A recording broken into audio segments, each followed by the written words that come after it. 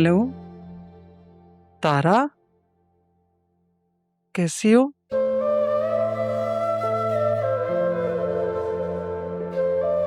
अब इतनी नाराज हो मुझसे कि बात भी नहीं करोगी? अब कहने को कुछ बाकी भी तो नहीं रहा, खत्म हो गया सब कुछ। नहीं तारा, तो आपने बंदों पे उनकी बर्दाश्त से ज्यादा कभी आजमाइश नहीं भेजता। बस तुम्हें और राह को थोड़ा हौसला करना होगा, हिम्मत करनी होगी। ये वक्त भी गुजर ही जाएगा। अब ये वक्त अकेला नहीं गुजरेगा, मुझे साथ लेकर जाएगा।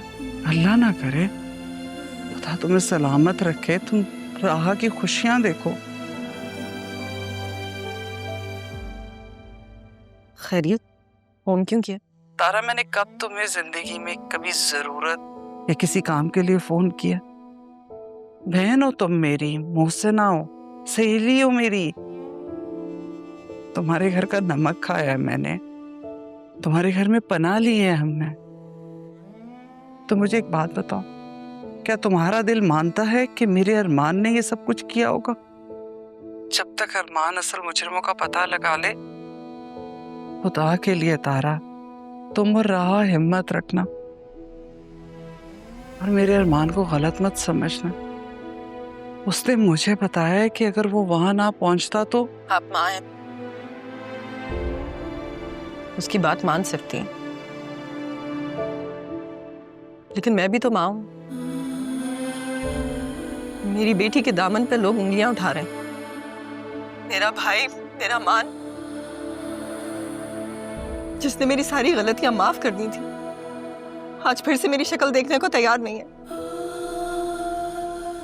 मेरे माजी की किताब फिर से खुल गई है ज़ैनब, और उसकी सारी गर्द मेरी बेटी के दामन में आ गई है।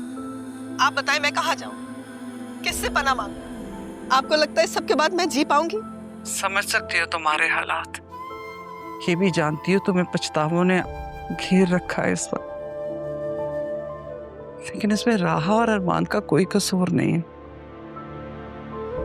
मेरा यकीन जानो, मैंने अरमान की मोहब्बत को कभी आगे नहीं बढ़ने दिया।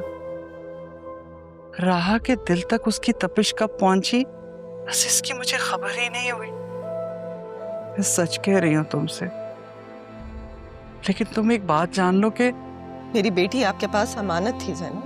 हाँ तारा, लेकिन कभी खयानत नहीं की, ना मैंने अपनी तरबियत में, ना मेरे बेटे ने अपनी जिम्मेदारियां निभाने में। तारा, मुझसे बेहतर तुम जानती हो कि मोहब्बत कितना बेकाबू, कितना बेख्तियार जज्बा है। तुम्हें भी तो हुई थी ना कबीर से,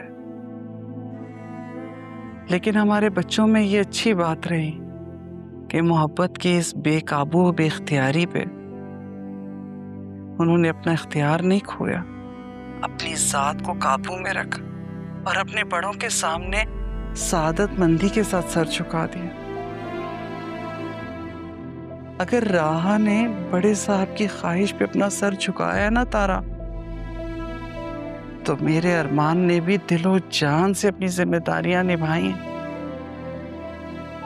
इन दोनों बच्चों ने कहीं भी मुझे या तुम्हें मजबूर नहीं किया उनकी बात मानने के, बल्कि बड़ों की बात पे सर झुका के हमारा सर फख्र से बुलंद कर दी। और उस दिन भी मेरा अरमान अपनी जिम्मेदारी ही निभाने के लिए वहां पहुंचा था।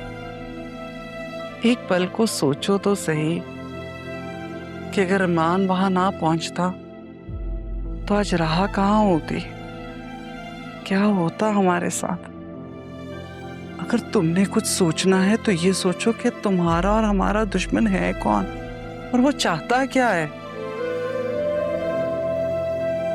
अगर उस दिन राह ना मिलती तो राह के साथ क्या होता, कहाँ होती आज वो।